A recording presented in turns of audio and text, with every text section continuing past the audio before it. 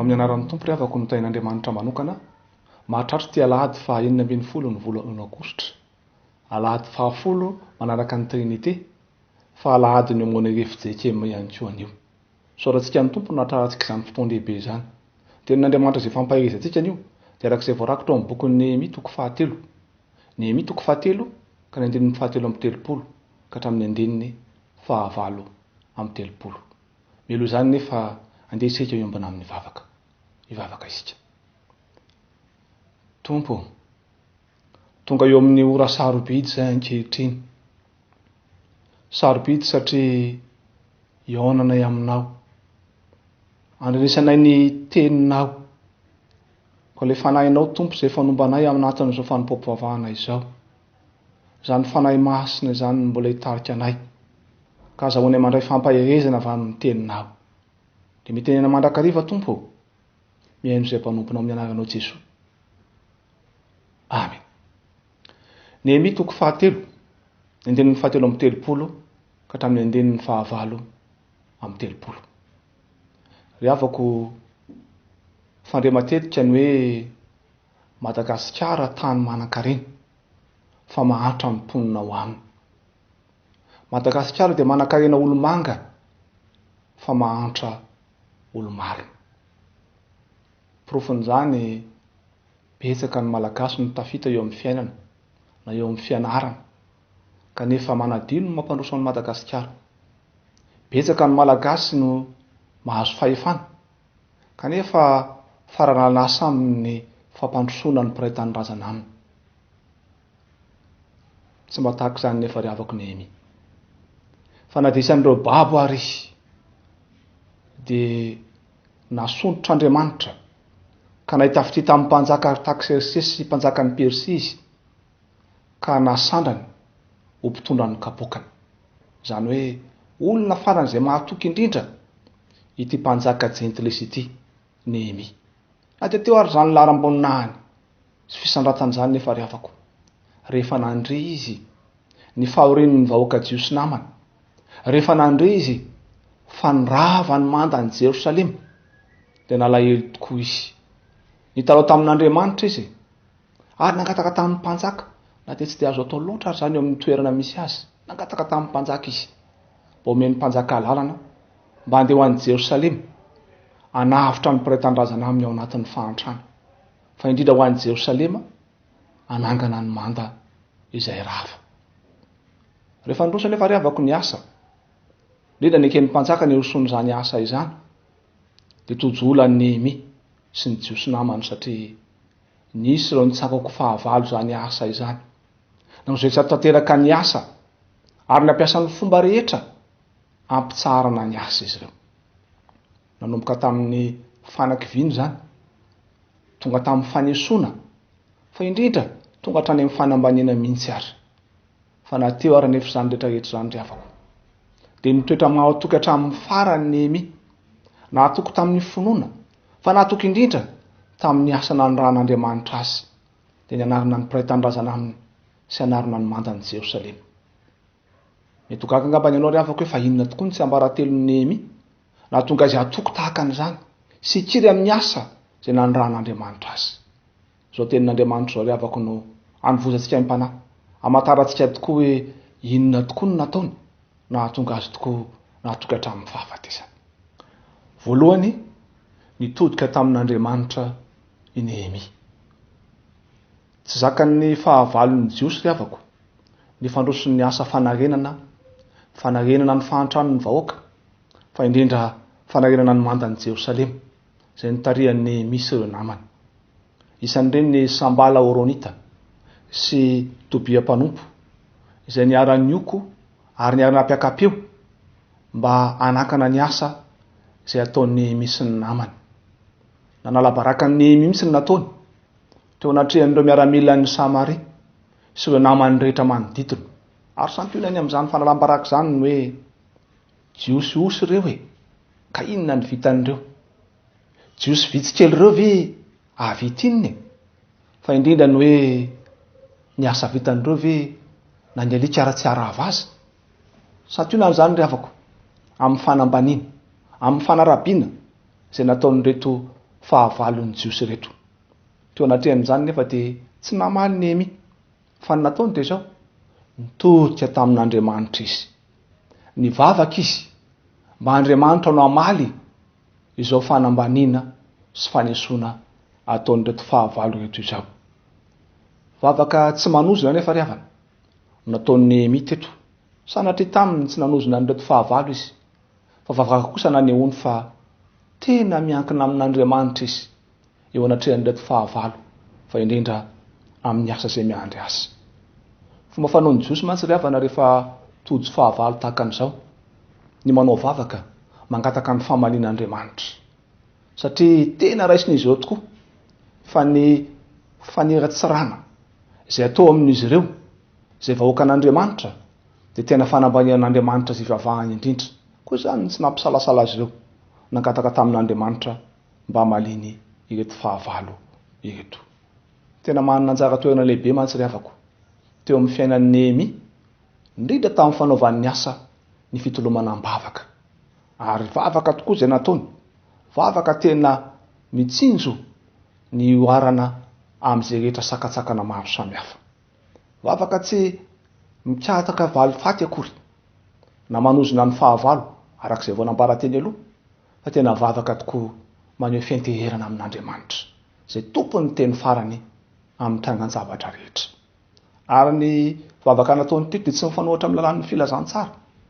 Ny filazantsara mantsy dia maneho fa ny fitiavana no tena zava-dehibe, ary ny fiankinana tanteraka amin'Andriamanitra no tena ambony indrindra.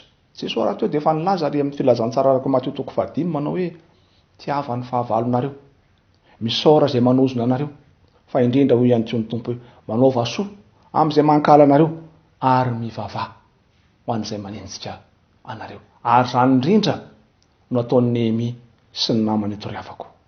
Ry havako malalo amin'ny Tompo zaho sy ianao koa mba tojo trangan-javatra tahaka ny Nehemia, fa eo amin'ny fiainako sy eo amin'ny fiainanao dia tsy loazany zavatra manahirana, indrindra fa amin'ny fanompona an'Andriamanitra tsy loazany zavatra izay tomakivy mampivalaketraka tahaka ny mahazo andry Nehemia teto. Tsy laza aminao izay afitsiko ny Covid-19 na ny fahantrano, fa ireny rehetrarehetra ireny dia samy mitarika tokoa amin'ny fahakiviana. Toa zary manjavozavo ny faravodilanitra, toa tsy hitatsony hoe anahoana tokoa ny ampitso, anahoana ny ao avin'ny taranaka, fa eo anatrehan'ireny rehetrarehetra ireny nefa ry havana, eo anatrehan'izany tontolon'ny fahakiviana, tontolo zary ny faharesena sy fahaketrahana izany.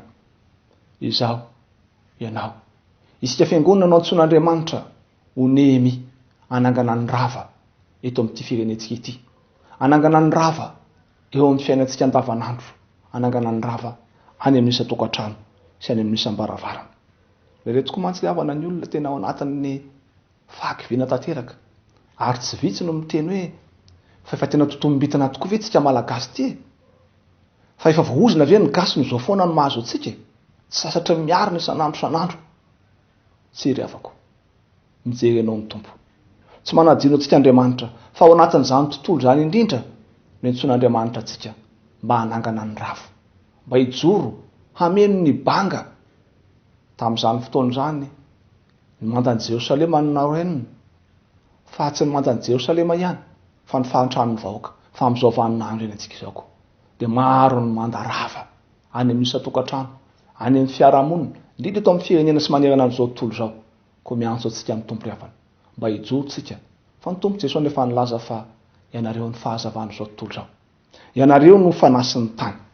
Koa aza kivy ry havako, fa miandry ianao ny Tompo, aza kivy fa miandry ianao ny mpianakavy, miandry ianao ny mpiara-mivavaka, miandry ianao ny mpiray tanindrazana, eny miandry ianao izao tontolo izao mba hijoro tokoa ianao, hitarika fanarenana, hitarika fampahirezana, fa ianao kosa ry havana dia izao, aoka ho mahatoky hatramin'ny farany ianao, ho mahatoky amin'ny finoana, ary andeha ianao tahaka ny Nehemia miantoraha amin'Andriamanitra, mahireza mivavaka amin'Andriamanitra, fa ny vavaka ry havako eto dia marika fa ilay Andriamanitra mihaino vavaka dia manatrika ny vahoakany, ilay Andriamanitra mihaino vavaka dia miandany amin'ny vahoakany, indrindra ilay Andriamanitra mihaino vavaka dia miara-mizaka ny mafy, miara-mizaka ny fahakiviana, miara-mizaka ny fahoriana amin'ny vahoakany.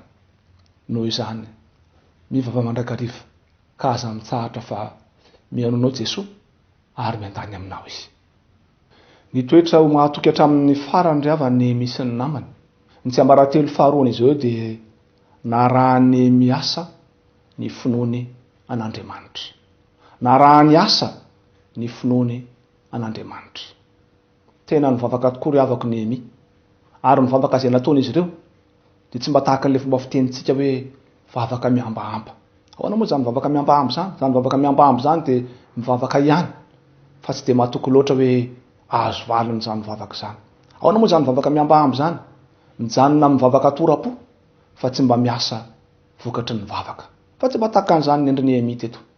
Fa sady mivavaka izy no miasa. Ary misy ary moa mpandinika nilaza mihitsy hoe ny tany anila mitazona biriky fa ny tany anila mitazona baiboly tenin'Andriamanitra sady mivavaka. Ry avako malalo amin'ny tompo, feno fahavononana antanteraka ny asa hatramin'ny farany tokoa ry Nehemia sy ny namany ito. Ary dia tsy nahakivy azy ireo izay mety fanambaniana na fanesoana izay nataon'ireo fahavalo, fa sady nivavaka hatrany izy ireo no vitainy hatramin'ny farany ny asa izay nandrahan'Andriamanitra azy.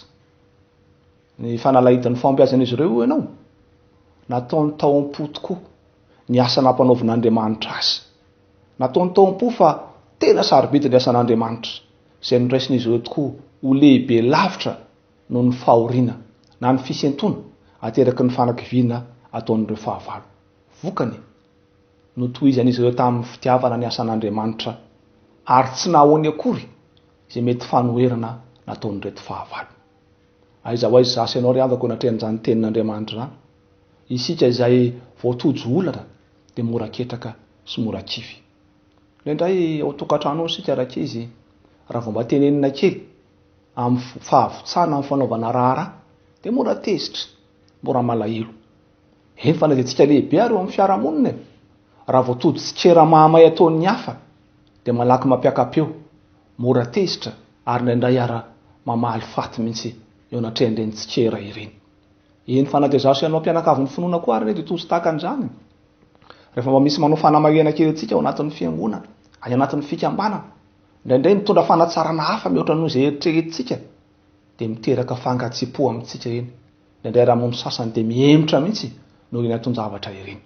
Ry avako malalo amin'ny tompo, fianarana lehibe nomen'Andriamanitra antsika eto amin'ny alalan'ny Nehemia sy ny namany. Fa na inona tokoa endrika fahakiviana na fahadisom-panantenana dia tsy mihemitra ny mpanompon'Andriamanitra, fa mahita hatramin'ny farany ny iraka sy ny asa izay nomen'Andriamanitra azy.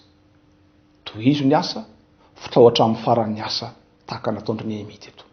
Noraisin'izy ireo mantsy fa tena lehibe lavitra ny asan'Andriamanitra, tena lehibe lavitra ny iraka mpanaovin'Andriamanitra, mihoatra noho izay fanahintainany na mihoatra noho izay mety fahakiviana sy ampipo amin'ny maha-olombelona. Fa ny lesona faharoa avako dia izao: aza lany andro mitsikera ny hafa na lany andro ihany koa mandatsaka-po izay mety tsikera tsy mitombona ataon'ny hafa.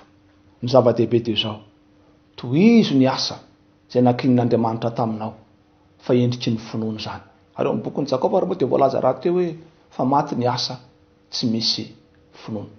Samy miara-malany tsika ry havan'izao fa maro ny zavatra mety mahakivy sy mahaketraka ao amin'ny fiainantsika andavanandro, kanefa mazava ny afatry ny tompo hoe fitao ny asanao, tanterao ny fanomponao. Ny fiangonana ny tsy misokatra, fa ny tokantrano kosa ianao afaka mivavaka, afaka manao rakitra, afaka manao adidy maro samihafa, afaka manao asa sosialy. Endrika ny fanompono zany izay tsy tokony hijanona na inona zavatra mitranga ary na inona fahaserarana. Kristianina mahatoky hatramin'ny fahafatesana izao sy ianao, koa mivavaka ary miasa. Fa mbola hoy ihany Jesoa amiko sy aminao manao hoe fa tsy mety raha tsy mivavaka mandrakariva isika ka tsy reraka. Ary ihany koa Jesoa hoe zay mino aho, ny asa ataoko no ataony koa, ary ianao asa lehibe noho izany azy. Koa mahireza ry avako, ao koa mahatoky hatramin'ny fahafatesana ianao, dia omen'Andriamanitra anao tokoa. Eny omen'Andriamanitra antsika no sapo-boninahitry ny fiainana. Ny angatahan'ny tompo dia izao: mienteera aminy, mahireza mivavaka, ary indrindra fitao hatramin'ny farany ny asa sy ny andraikitra petrak'Andriamanitra eo anatrehanao, na ao tokantrano zany na eo amin'ny fiarahamonina zany, fa indrindra ety anivon'ny fiangonana. Man'Andriamanitra ny voninahitra. Amen.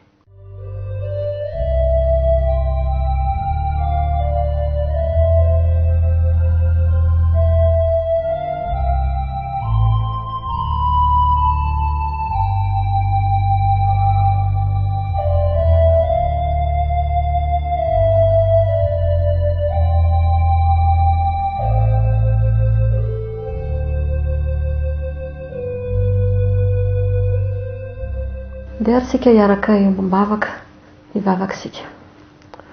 Andriamanitra ray zanaka fanahy masino, indri ny fifalianay nanomezanao anay anzora sy fotoana izao ahafahanay midera sy manome voninahitra inaranao.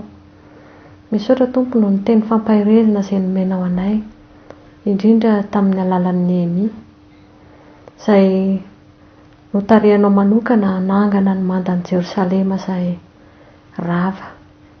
Tompo rainay tsara indrindra, na dia tao anatin'ny fahakiviana sy ny fanenjehana mafy ary izy, dia nitarika azy mandrakariva ianao mba hijoroanao vavolombelonao amin'ny asa izay napetraka ho tanterahany. Koa indreto izay kristianina Tompo izay natsoanao manokana mba hanao tahaka ny Nehemia, fa na mafy ara ny adi-piainana izay menjady aminay amin'izao vanim-potoana izao, dia fianarana lehibe ny nataonao tamin'ny alalan'ny Nehemia mba andehananay araka ny sitraponao. Misaotra anao mandrakariva izay fa Andriamanitra tsy mamelanay irery ianao, fa na dia sarotra ara ny zavatra izay menjady aminay, dia mitarika anay mandrakariva ianao, manome anay tolo-tsaina feno fahendrena, azahoanay manatanteraka ny asa izay efa nitsoanao anay. Ry Tompo tsara indrindra, indreto izay ankehitriny mametraka ny fiainana eo am-pelantananao, fa na dia tody zava-tsarotra tokoa ara, dia eo anilanay mandrakariva ianao, mampahery anay. Ankehitriny izay dia mivavaka ho an'ny mpanomponao izay ao anatin'ny aretana, indrindra amin'izao vanim-potoana ny valana aretina misy eto amin'ity firenena ity, eny manerana izao tontolo izao. Tompo ianao ny anasitrana ireny marary rehetra ireny, ary dia fisaorana anao fa maro tokoa ny sitrana amin'izao vanim-potoana izao, kanefa dia mbola ao anatin'ny fihiboana tanteraka izay ankehitriny. Koa indreto izay Tompo mametraka ny fiainana eo am-pelantananao. Vavaka izay Tompo ho an'ireo azo pahoriana, ianao no hamango ny fonony tsirairay avy, satria Andriamanitra mampahery ny olonao ianao, ko mangataka izay ankehitriny mampahirezanao ireny vahoakanao ireny. Vavaka ny mpitsabo rehetra ihany koa, mba ho lavitry ny aretina, hanao ny asany amin'ny fifaliana sy ny fitiavana, ary ianao koa Tompo no hiaro azy ireny mba tsy hifindrano ny valana aretina, fa omba azy ireny mandrakariva eo am-panatanterahana ny asany. Mametraka ny firenena eo am-pelantananao, manomboka ny filoham-pirenena ka hatramin'ny vahoaka madinika, mba Mahatoky anao Andriamanitra, fa na eo ara ny ady sarotra izay lalovanay, dia mino sy mahatoky izay fa eo anilanay ianao, mampahery anay ianao, mampahery ny vahoakanao ianao, mba tsy ao anatin'ny fahakiviana fa hijoro mandrakariva ihany koa, satria efa nahazo ny teninao. Vavaka ihany koa izay Tompo ho an'ny aumônerie protestante FJKM, ianao no ampahery izy ireny tsirairay avy, azahoany manatanteraka ny asa amin'ny fitezam-panahy izay andraiketany. Ko ataovy tsapanay mandrakariva Tompo, fa Andriamanitra mitsenjo ny vahoakanao ianao ary mampahery anay hatrany. Dia mametraka ny fiainan'ny fiangonana eo am-pelantananao ihany koa, indrindra ny fiangonana masina manerana izao tontolo izao, mba samy havita be amin'ny fitoriana ny filazantsara, na dia misarotra tokoa ara ny vanim-potoana lalovanay. Dia misy mahatoky izay Tompo fa tsy mamela ny fiangonana irery ianao, fa mitsenjo anay mandrakariva, mitsenjo ny olonao, indrindra ny kristianina isam-batan'olona, na ny amin'ny isan-tokantrano, fa indrindra ny fiarahamonina izay nametrahanao anay. Tompo Andriamanitra, mbola maro ny vavaka tianay sandratra aminao, kanefa ianao mahalala ny maso sy ny mahatsara anay, koa ianao ny vavaka ary mamalena ka be famindramponao. Dia amin'ny anaran'i Jesosy Kristy Tomponay no ametrahanay izany vavaka izany, ary dia tianay ry Tompo ny ampombony izany vavaka izany amin'ny anam-pianaranao manao hoe: raha ianay izay any an-danitra, ho masinana ny anaranao, ho tonga ny fanjakanao, atao any ny sitraponao, ety an-tany tahaka ny any an-danitra, no aneniny anina sahaza ho anay, ary mamelany ny elokay tahaka ny namelana izay meloka taminay, aza mitondra anay amin'ny fakapanahy, manafahanay amin'ny ratsy, hanao ny fanjakana sy ny hery ary ny voninahitra mandrakizay. Amen. Isaorantsika ry havana ny Tompo Andriamanitra ny amin'izao fiaraha-mivavaka izao. Mialohan'ny hamaranantsika izany dia mba misy hafatra vitsika eto izay mba tiana hifampahirezana amintsika. Ny voalohany ry havana dia izao: mbola mitsatona ohatsy sika fiangonana ankehitriny fa samy mitondra ambavaka sika ny amin'izay sokafan'izany fiangonana zany ary tsy maintsy andre vaovao ihany ianao. Faharoa dia mahereza mivavaka ry havako. Indrindra manaraka ny fiarahantsika mivavaka amin'izao fiaraha-mivavaka ampitain-davitra izao. Ny tompo tokoa amangy atsika isan'andro isan'andro indrindra amin'ny alahady isan-kalahady fiarahantsika mivavaka mba tonga atsika tokoa iray fo, iray saina, iray fanahy hiara-ny voninahitra ny tompontsika ao anatin'izany rehetrarehetra izany. Tena inona na inona fahaseharanana, na inona fitaintainana ao anatrehan'izao valana entin'izao.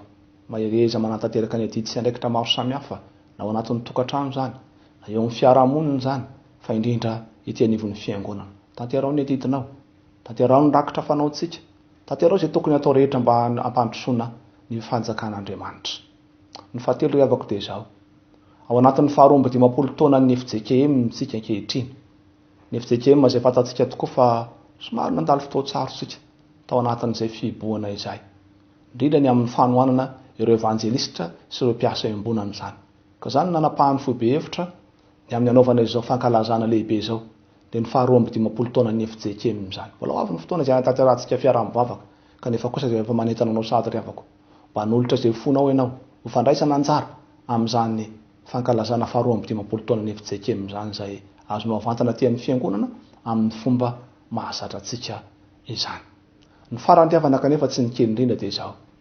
Eo anatrehan'izao fipahitahan'ny valana entina izao dia mifampaeo tsika ry havako. Mifampivavaka mandrakariva. Raha mbola azo atao dia aza mivoaka ny trano. Fa raha tsy maintsy hivoaka kosa ianao noho ny asa na noho ny fiantsenana dia ajao tsara ny fandaminana izay ataon'ny fitondram-panjakana. Dia mampahery ry havana, ary tsaro fa Andriamanitra tsy mba mandao anao fa miara-mandeha aminao mandrakariva araka ny teniny hoe ko mahereza sy mahatanjaka aza matahotra na mivadi-po fa miara-mandeha aminao ny tompo Andriamanitra. Dia ry havana maran'izao fiaraha-mivavaka izao sika aorinan'ny tsodrano dia ny fiarahana fanampy ny 420 ka ny andininy 2 no hoe rahantsika mahantanteraka. Raha izao ry havana ny tsodrano izay atolotra anao amin'ny anaran'ny tompo Jesosy. Ho aminao mandrakariva ny ry havako ny fahasoavan'i Jesosy Kristy tompontsika, ny fitiavan'Andriamanitra ray ary ny fampahirezana avy amin'ny fanahy masina. Amen.